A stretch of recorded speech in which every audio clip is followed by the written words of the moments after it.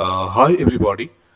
So here I am Manik Mondal and from our channel Literature Study at Home. I welcome you for our today's discussion, and this discussion is primarily on 50 most important MCQs from the unit People and Environment.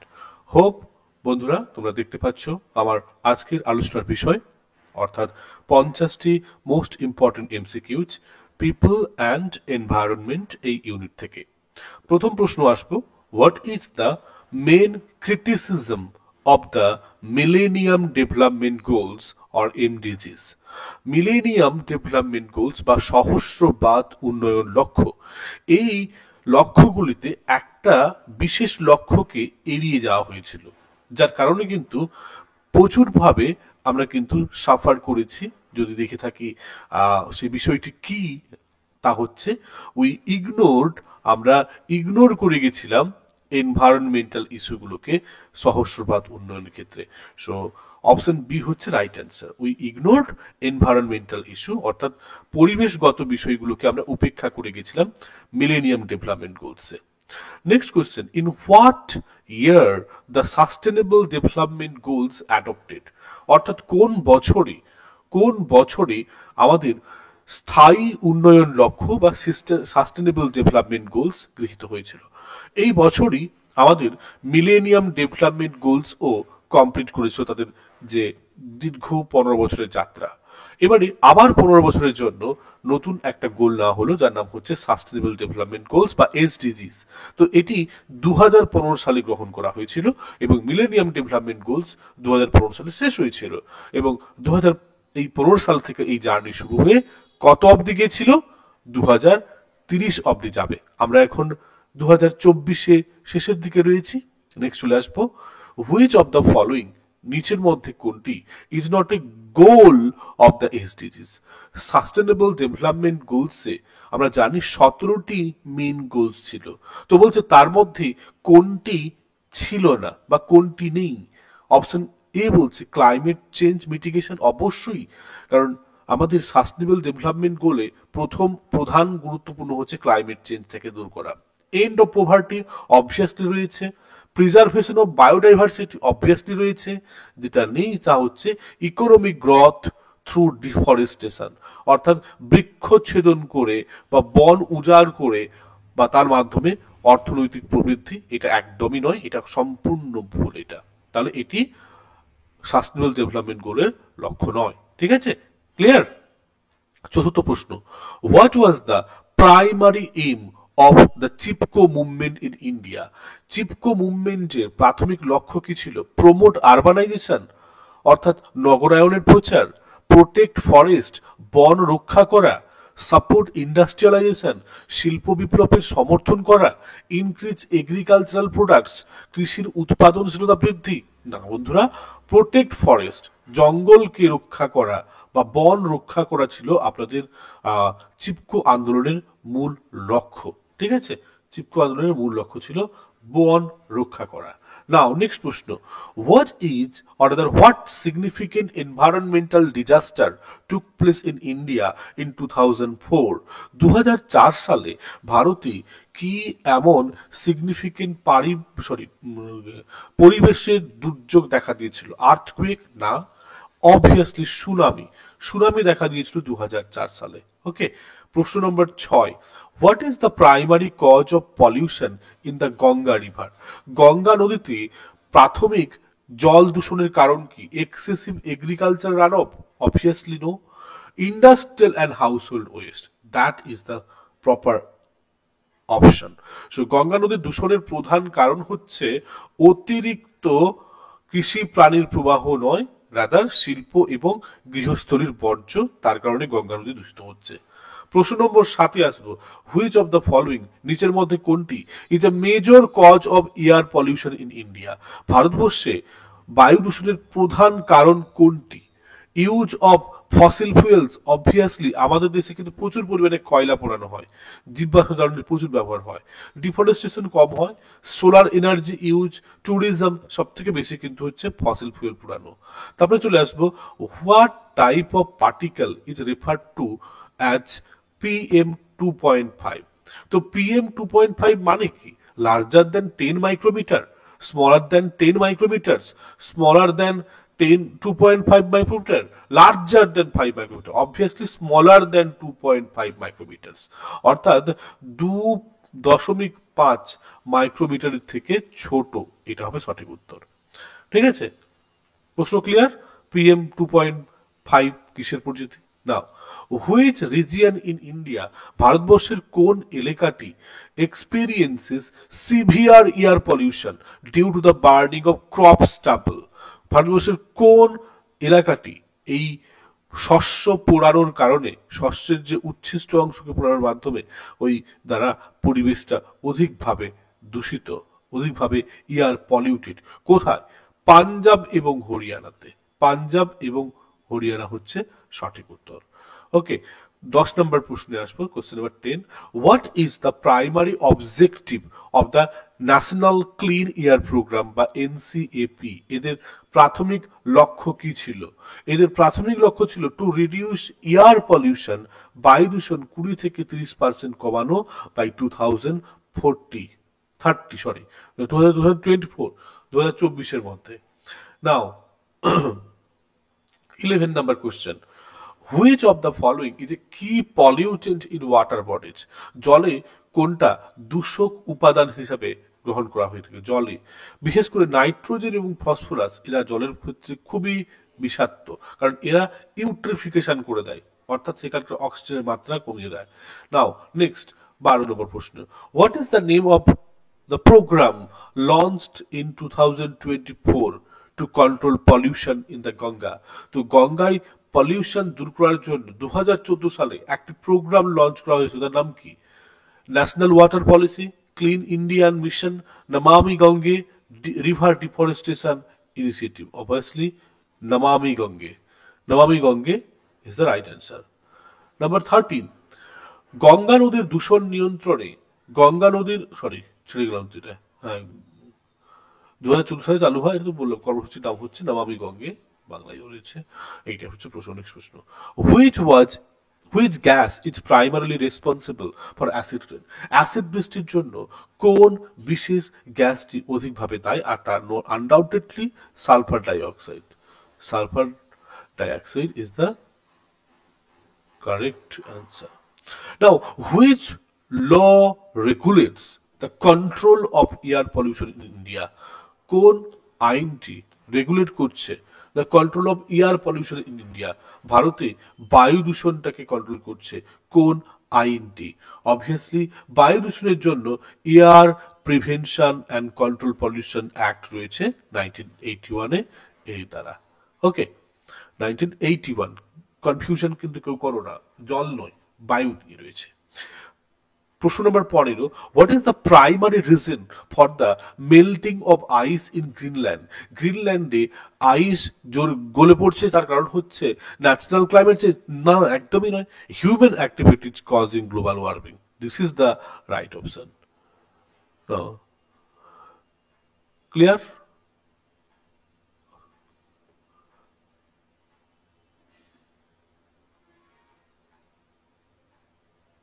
Now, next প্রশ্ন। What is eutrophication in water bodies caused by? Eutrophication কি এবং কারণটা কি হচ্ছে? Eutrophication মানে হচ্ছে excessive, অতিরিক্তভাবে nutrients like nitrate and phosphate জমা হয়ে যায় জলে। এবারে জলাশয়ে ইউট্রোফিকেশন যেভাবে আমরা করেছিলাম তার কিন্তু রেজাল্ট একদম বলতে পারি যে জলাশয়ের ক্ষেত্রে এটাই হয়ে থাকে। ইউট্রিফিকেশন এই কারণেই ঘটে, অতিরিক্ত পুষ্টি উপাদান যেমন নাইট্রেট ও ফসফেট চলে আসে এবং সেখানে শ্যাওলা এবং কোনো দেখবেন ডোবার জল লাল হয়ে গেছে বা সবুজ হয়ে গেছে। Which of the following is a common source of public pollution in the oceans? তো সমুদ্রে পাবলিক পলিউশনের বিশেষ উৎস হচ্ছে, আমরা জানি ফিশিং এর জন্য ব্যবহৃত নেটস, মাছ ধরার জাল হচ্ছে সামুদ্রিক প্লাস্টিক দূষণের একটি সাধারণ উৎস।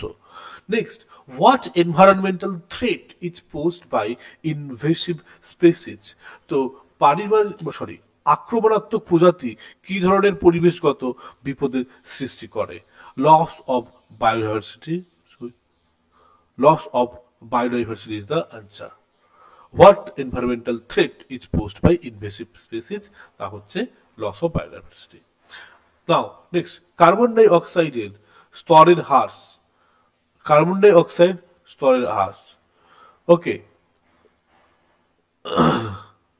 এটা হলো না, জীবজৈত্র হারানো, এটা হচ্ছে প্রথম। Now which animal is critically endangered due to habitat loss in India, কোন প্রাণী, কোন জন্তু বাসস্থান হারানোর কারণে মহাবিপন্ন হয়ে পড়েছে? Okay, it is obviously royal Bengal tiger or ভারতীয় হাতি। ভারতীয় হাতি, ভুল বললাম, এটা ভারতীয় হাতি নয়, বাঙালি বাঘ। Okay, now what is the objective of the green India mission? Green India মিশনের লক্ষ্যটা কি ছিল? তো প্রথমত এর লক্ষ্য ছিল combat climate change through afforestation, clear, অর্থাৎ বনায়নের মাধ্যমে জলবায়ু পরিবর্তনের মোকাবিলা করা। Next, what is a significant environmental concern related to urbanization? What is a significant environmental concern? Deforestation, soil erosion, air pollution and above all the above. তাহলে বলতেই হয় এই সবগুলোই কিন্তু বর্তমান দিনে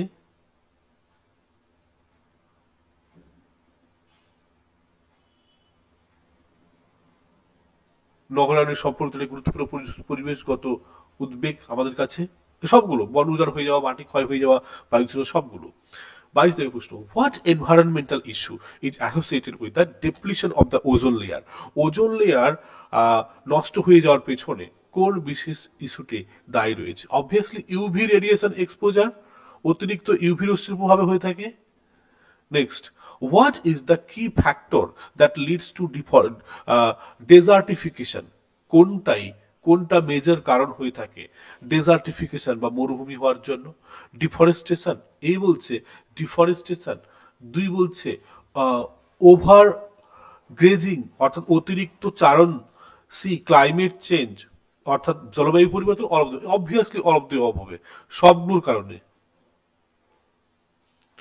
next, which of the following is a renewable source of energy? কোনটা পুনর্নবীকরণ শক্তি? Coal, solar energy, natural gas, petroleum. কেউ ভুল করবে না, আশা করি এই প্রশ্ন কেউ ভুল করবে না, solar energy. Question number 25, which international agreement, কোন আন্তর্জাতিক চুক্তি focuses on reducing greenhouse gas এই দূরীকরণ থেকে হ্রাস করানো যায় তা চেষ্টা করবে? Which international agreement? অবভিয়াসলি আমি বারংবার বলেছি যে প্যারিস এগ্রিমেন্ট এবং Kyoto agreement primarily they are not singularly. Paris agreement is talking about the same thing, Kyoto protocol is talking about same thing. So here we can say that that is both A and B, so we can say option D as the correct answer, not A and B. So option D says that both A and B. So কোন আন্তর্জাতিক চুক্তি green house gas নির্গমনে হ্রাসে মনোনিবেশ করে? Paris চুক্তি এবং Kyoto protocol. ওকে, এই দুটো মিলে হচ্ছে। নাও which of the following is a significant natural disaster management plan introduced by India in 2008 to tackle flood risk? বলছে ভারতে 2008 সালে বন্যার ঝুঁকি মোকাবিলা করার জন্য প্রবর্তিত একটি গুরুত্বপূর্ণ বিপর্যয় ব্যবস্থাপনা পরিকল্পনা কোনটি ছিল? সো যেহেতু আমাদের ভারতবর্ষে 2008 সালে বন্যার ঝুঁকিটা এতটাই মানে কি বলবো প্রবল হয়ে গেছিল যে তার জন্য কিছু গুরুত্বপূর্ণ ব্যবস্থা নির্ণয় করা হয়েছিল, তো সেগুলো জানতে হবে। এক হচ্ছে জাতীয় বন্যা নিয়ন্ত্রণ নীতি বা ন্যাশনাল ফ্লাড প্ল্যান, বি বলছে ন্যাশনাল ডিজাস্টার প্ল্যান, ভারতীয় বা জাতীয় বিপর্যয় ব্যবস্থাপনা পরিকল্পনা। এছাড়া ন্যাশনাল ডিজাস্টার ম্যানেজমেন্ট অথরিটি বা ডিএনডিএমএ, আর ডি হচ্ছে ন্যাশনাল ক্লাইমেট অ্যাকশন প্ল্যান। কোনটা হবে আপনাদের মনে হচ্ছে? Obviously national disaster management plan, national disaster management plan. Okay, option B হচ্ছে রাইট অ্যান্সার, অর্থাৎ জাতীয় বিপর্যয়ের ব্যবস্থাপনা plan. Okay, now next 27, the NDMA which was established in 2005, 2005-এ এনডিএমএ হয়েছিল। It is responsible for coordinating disaster management efforts in India. What is the full form of NDMA?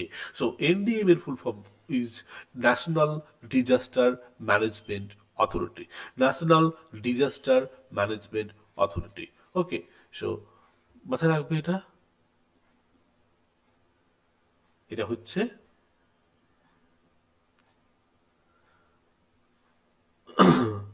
obviously এর কারণ হচ্ছে national development management authority is the right answer. জাতীয় উন্নয়ন ব্যবস্থাপনা কর্তৃকর্ম, NDMA was established, full form চেয়েছিল তো, national development management authority, NDMA, sorry. Now 28, what was the magnitude of the earthquake that occurred in Jharkhand in 2001? ঝাড়খণ্ডে যে হয়েছিল ভূমিকম্প তার মাত্রা কত ছিল? ওকে, 6.5, 6.5 হচ্ছে right answer, 6.5. Now, which of the following was the major cause of the 2018 Kerala floods? 2018 সালে কেরালার বন্যা হওয়ার কারণ ছিল হেভি রেনফল, হিউজ পরিমাণে বৃষ্টি হওয়া, হেভি রেনফল, অতিরিক্ত বৃষ্টি। এবারে 30-এর দাগে প্রশ্ন, 30-এর দাগে প্রশ্ন হচ্ছে the national earthquake disaster preparedness plan was formulated in which year? The national earthquake disaster preparedness, এই বিশেষ পরিকল্পনাটি কবে গৃহীত হয়েছিল? অবভিয়াসলি এটা 2011 খ্রিস্টাব্দে গৃহীত হয়েছিল। তো জাতীয় ভূমিকম্প বিপর্যয় প্রস্তুতি পরিকল্পনা গৃহীত হয়েছিল 2011 খ্রিস্টাব্দে। 2011 হচ্ছে রাইট অ্যান্সার, 2011 খ্রিস্টাব্দে।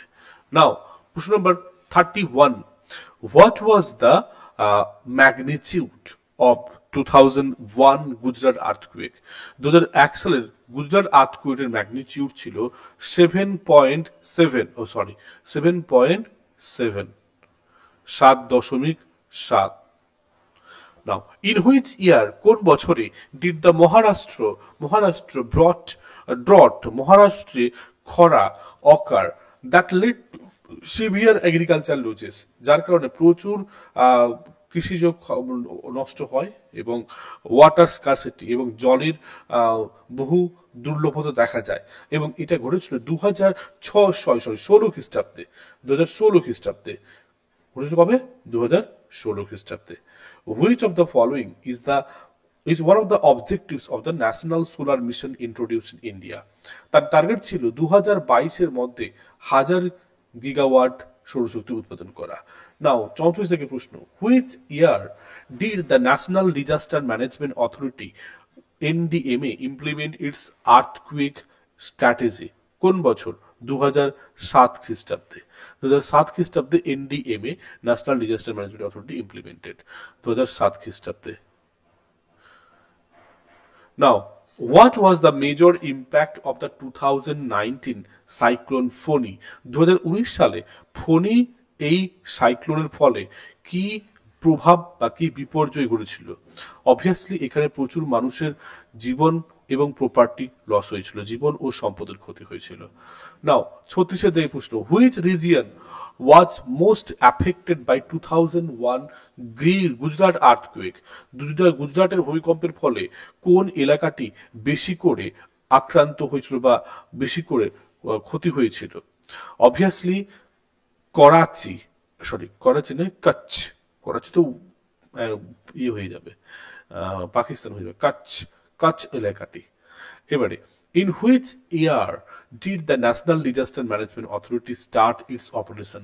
তার অপারেশন শুরু করে, তার national disaster management authority operation শুরু করে একটু পরে, তা হচ্ছে 2005-এ। Now, what was the main objectives of the National Action Plan on Climate Change, NAPCC? Okay, to promote water conservation.